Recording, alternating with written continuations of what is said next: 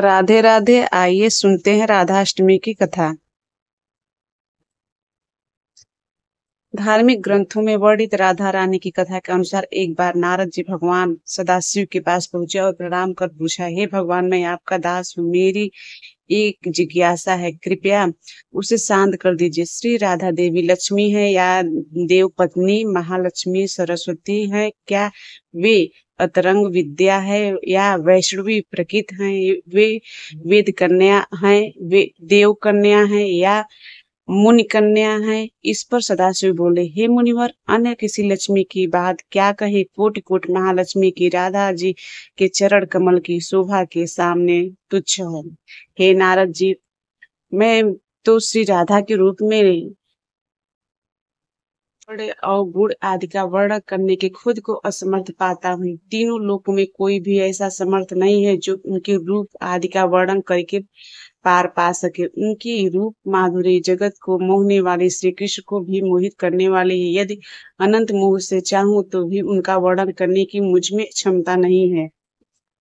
नारद जी बोले, हे प्रभु, श्री राधिका जी के जन्म का महात्म्य सब प्रकार से श्रेष्ठ है। मैं उसको सुनना चाहता हूँ। हे भगवान, सब व्रतों में श्रेष्ठ श्री राधाष्टमी व्रत के बारे में मुझे बताइए। इस बार शिव जी ने बताया कि वृषभानुपुरी के राजा वृषभान महान उदार थे। वे महान कुल के में उत्पन्न हुए और सब शास्त्रों के ज्ञाता थे। अणिमा महिमा आदि 8 प्रकारों की सिद्धियों से युक्त श्रीमान धनी और उदार चेता थे। वे संयमी कुलीन सद्विचार वाले भगवान श्री कृष्ण के आराधक थे। उनकी भार्या श्रीमती श्री कीर्तिदा थी। ये भी महालक्ष्मी के समान भव्य रूप वाली और परम सुंदरी थी। वे सर्व विद्या और गुणों की युक्त कृष्ण स्वरूपा और महापतिव्रता थी। उनके गर्भ से ही भाद्रपद की शुक्ल खष्टक की अष्टमी को माध्यम कल में श्री वृंदावनेश्वरी श्री राधिका जी प्रकट हुई थी। ऐसा ऐसा करनी चाहिए राधा जी की पूजा। शिव जी ने नारद जी को बताया कि राधाष्टमी के दिन व्रत रखकर उनकी पूजा करनी चाहिए। इसके लिए श्री राधा कृष्ण के मंदिर में ध्वजा, पुष्पमाल, वस्त्र, पताका, तोरणादि से सजाना चाहिए। 5 रंग के मंडप बनाकर उसके भीतर कोटस कमल यंत्र के बीच राधा कृष्ण की मूर्ति मुंह पश्चिम की ओर रहे स्थापित करे। इसके बाद राधा जी की स्तुति और ध्यान करे और उन्हें सुगंध पुष्प फल धूपाद अर्पित करे। पूजा के बाद प्रसाद ग्रहण करे और रात में जागरण करते हुए राधा कृष्ण की कीर्तन करे। शिव जी ने नारद जी को बताया कि जो मनुष्य भक्ति से राधा अष्टमी का अनुष्ठान करता है वह श्री राधा कृष्ण के सानिध्य में श्री वृंदावन में स्थान पाता है और ब्रजवासी बनता है। श्री राधा जन्म महोत्सव का कीर्तन करने से मनुष्य भव बंधन से मुक्त हो जाता है। जो व्यक्ति राधा नाम और राधा जन्माष्टमी व्रत की महिमा गाता है उसे सभी तीर्थों का फल और विद्या मिलती है। शिव जी ने कहा कि जो व्यक्ति श्री राधा का जी को भजता है, उन्हें याद रखता है, उन्हें मैं भजता हूँ, उससे मेरी कृपा प्राप्ति होती है। राधा नाम स्मरण निष्फल नहीं होता। श्री राधा जी सर्व तीर्थमयी और ऐश्वर्यमयी हैं।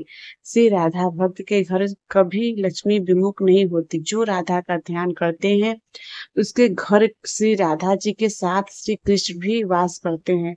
यह सब सुनकर मुनि श्रेष्ठ नारद जी ने श्री राधा अष्टमी में भजन पूजन किया। जो मनुष्य इस लोक में राधा जन्माष्टमी व्रत की यह कथा सुनता है वह सुखी, सम्मानित, धनी और सर्वगुण संपन्न हो जाता है। शिव जी के अनुसार जो व्यक्ति धर्म के लिए राधा मंत्र जपता है उसका मन धर्म तल्लीन होता है। जो धन चाहता है उसे धन मिलता है और जो कर्मार्थी या मोक्षार्थी है उसे चीजें प्राप्ति होती है।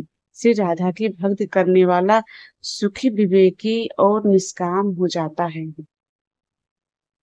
श्री वृषभानु लली की मंजुल मूर्ति, मोहन ममता की आरती। श्री वृषभानु लली की त्रिविधितापयुक्त संस्कृति नाशिनी विमल विवेक विराग विकासिनी पावन प्रभु पद प्रीति प्रकाश में सुंदरतम छवि सुंदरता की आरत श्री वृष भानु लली की मंजुल मूर्ति मोहन ममता की मुनि मन मोहन मोहन मोहिनी मधुर मनोहर मूर्त सोहिनी अविरल प्रेम अमिय रस दोहिनी प्रियति सदा सखी ललिता की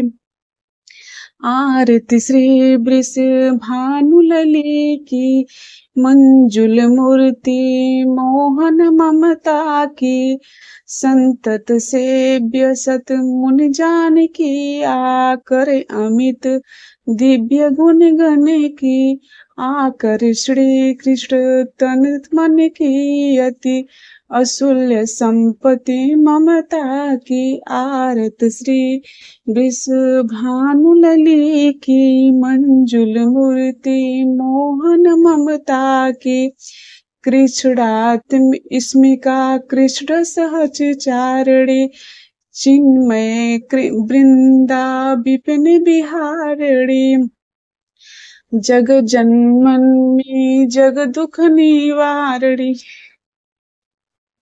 विपिन बिहारणी जग जननी जग दुख निवारणी आदि अनाद सत्य विभूता की आरत श्री वृष भानु लली की मंजुल मूर्ति मोहन ममता की